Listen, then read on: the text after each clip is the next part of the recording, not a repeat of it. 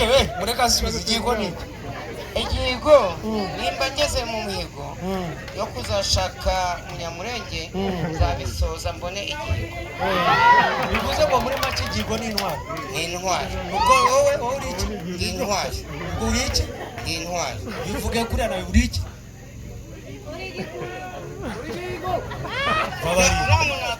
uri aratukanye. umva ushinzwe umutekano musoro umugabo. iryo jambo bana gufungira. Nzovu mwihorero uri tujye gukoresha amagambo y'icyongereza kuvuga ngo I'm doing this. Umuntu abasobanuye I'm doing this. This hari mu 10 niba ufite amafaranga 10 bukomeye. iyo uvuze ngo go aware wide uravuga itegura hose nimba nge nageze hano mba nitegura. iyo uvuze ngo I miss you abagore bose baramunda mbambaye miss unganza. I want to meet you MT avuga ati no kugura amamega ni meet you. I will miss you. yangi bya miss. Thank you so much. Ni Nzovu y'Imiringa hamwe na harakandi kantu babwira Abanyamuringa. Okay. Abanyabyishimo mbanje kubasuhuza abasito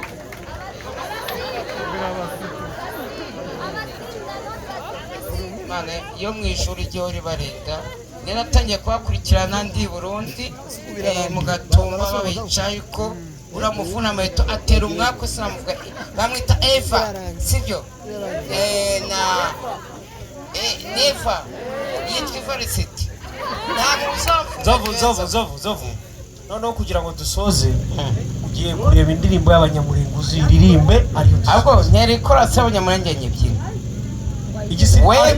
weko ntabwo ari Abanyamuringa iyo mana dusenge ntabwo ari Abanyamuringa ninde muntu w'umukorari aza akadutererana naze hano umukorari Nzovu ahita akabyina umukorari wiyaminiye wana mbara ari Imana twagi icambu mumfashe icambu ya mbere icyo ni ikimansuro Nzovu ntabwo muri gospel bagira gutya burya ibyo bireka reka dusubiremo okay icambu ya mbere y'icambu byabatese mu Banyamurenge.